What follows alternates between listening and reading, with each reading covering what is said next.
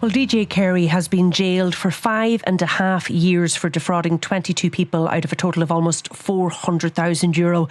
The 5-time All-Ireland star did so by pretending he had cancer and needed the money to pay for specialist treatment in the United States. The judge had some fairly choice words for DJ Carey in terms of how he felt about the crimes that he had committed. What did he have to say? Well, he certainly didn't hold any punches. Judge Martin Nolan took the weekend to consider all of the submissions that were made to him during that lengthy sentence hearing on Friday. And all parties are back in court today at 1 o'clock for his decision. And before he passed on the sentence, he told DJ Carey that he had taken advantage of people's good nature, their goodwill towards him. He said that he had exploited the good natures of others and the goodwill that he accumulated by reason of the fact that he was very well known and that he was an outstanding sporting personality.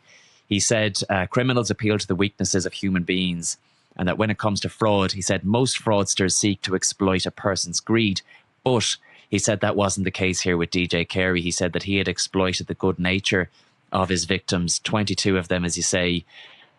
He knew a lot of them. They were friends, they were acquaintances, they were business contacts, they were people that he'd met through the many years that he played hurling for Kilkenny, and they had good regard for him.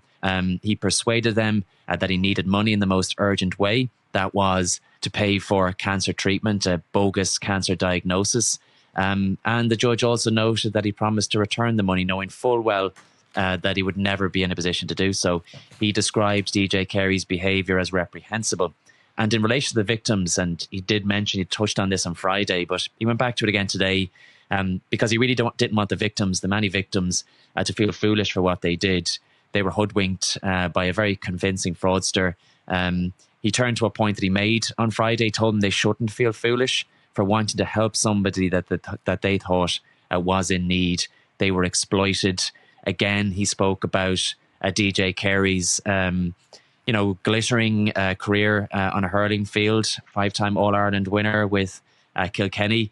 As Judge Nolan said today, probably one of the best hurlers ever, known all across the hurling world. And he said that now he was the subject of public ridicule. He said that his reputation had been destroyed and would probably never recover. And I suppose that was in response to a plea in mitigation that was made by his barrister, Coleman Cody, on Friday, where he spoke about this enormous, significant and immense fall from grace for DJ Carey, whose name now will be associated with notoriety and shame going forward. Did he give any insight into how he landed at that sentence, that 5.5-year sentence? I suppose, like with any sentencing judge, they have to take the offence into account, obviously, but they also have to take the offender. And that was the whole purpose of the sentence hearing on Friday, to get a better insight into, I suppose, DJ Carey's remorse and other mitigating factors. The most significant mitigating factor in any case is a guilty plea, an admission of guilt. Now, DJ Carey did plea in the end to 10 charges of deception. A further 10 charges were then taken into consideration. But those pleas came at a late stage. On the day that a jury was due to be sworn in, he pleaded guilty to those charges. But a plea is still a plea. It's particularly valuable, the judge felt, in cases of white-collar crime. He also noted the certain level of cooperation from DJ Carey when he was initially confronted by Gardaí. But that changed after he was arrested, and the judge noted that he didn't make any admissions when he was formally interviewed, as is and was his right. He also noted that he's no previous convictions, a good work history. Again, that contribution to society, particularly on the hurling field. And he asked, do I think he will reoffend in the future? And he said probably not, but he said the court can't be certain. Again, he touched on DJ Carey's reputation, saying that it was in tatters, medical reports that were handed up to him. I suppose that's how he landed on the 5.5-year sentence in the end. How was DJ Carey? Because obviously he was held in remand over the weekend. He would have come in standing in the dock. And briefly, where is he going to serve his sentence?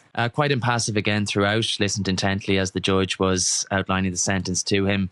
Standing before the judge, hands folded in front of him, wearing the same suit that he wore on Friday, albeit missing the tie that he was wearing at his sentence hearing. He has, as you say, got a taste for prison over the past few days. He would have known that a custodial sentence was inevitable. He found out today how long he's going to have to spend behind prison. As to where he will serve that sentence, it's unclear at this point. He's likely to be taken to Wheatfield or Cloverhill Prison. He'll be processed there, and the governor will decide where he ultimately serves that 5.5-year sentence. And he, like any other prisoner, will be entitled to an element of remission if he behaves himself behind bars going forward.